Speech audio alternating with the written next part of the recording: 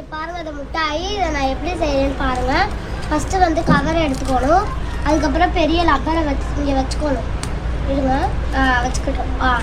அதுக்கப்புறம் இதை இங்கே வச்சு இதை சுருட்டி சின்ன லப்பரை போடணும். சுருட்டி இந்த சின்ன லப்பரை போட்டோம்னா இந்த மிட்டாய் இது வந்து 3 கிலோ. இதை போய் நம்ம கொடுத்து வாங்கணும். திருப்பியும் 10 கிலோவுக்கு 1 கிலோவுக்கு நம்மளுக்கு 10 ரூபா தருவாங்க. அதனால் போய் வாங்கிட்டு வர்றதுக்கு கட்டுறதுக்கு கொஞ்சம் கஷ்டமாக இருக்கும். ஓகேவா?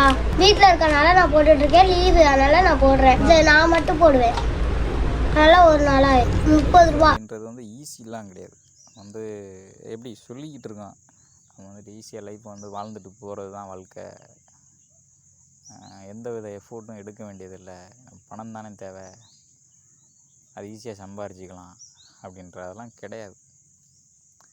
வாழ்க்கை என்பது நிரந்தரமானது அப்படின்றதும் கிடையாது. அப்படி இருக்கும்போது நொடி பொழுதில் மாறக்கூடிய நிகழ்வுகள் அப்படி இருக்குது. அப்படி இருக்கும்பொழுது நம்ம வந்து வாழ்க்கையை வந்து சாதாரணமாலாம் நினைக்க விடாது.